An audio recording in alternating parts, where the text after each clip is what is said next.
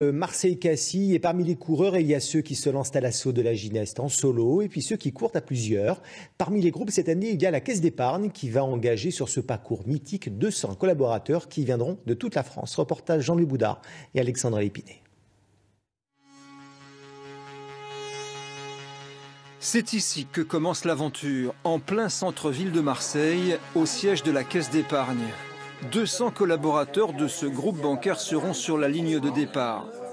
Et parmi eux, Marie-Maude Esposito.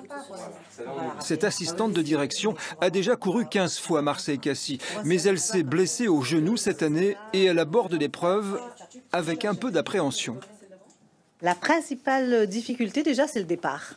Parce qu'il y a un engouement, il y a une joie, il y a un gros mouvement, on se laisse un peu emporter.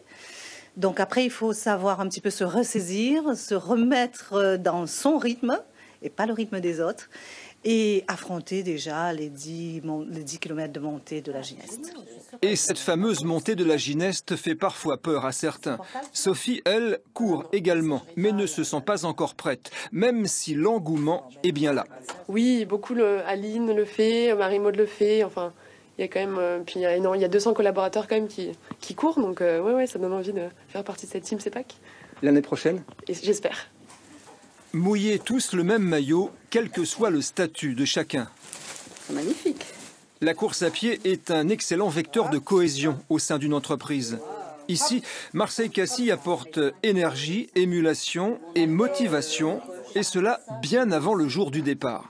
Une course, c'est pas que le jour de la course, justement. C'est un événement qui se vit tout le temps et qui crée une communauté d'engagement autour de valeurs communes, de running. Quelle que soit la météo, quelles que soient les difficultés de parcours, on est tous engagés dans une course magnifique et il y a toujours des gens derrière vous. C'est ça qui est bien à Marseille-Cassis.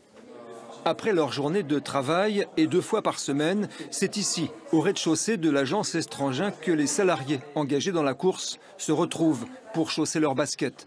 Thomas de Taille va courir son premier Marseille-Cassis. Pour lui, c'est un véritable défi personnel.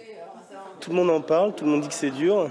Et puis moi, j'ai pas forcément un gabarit de coureur, donc ça rajoute aussi une petite difficulté sur le plan personnel. Donc j'ai envie de relever ce défi en fait.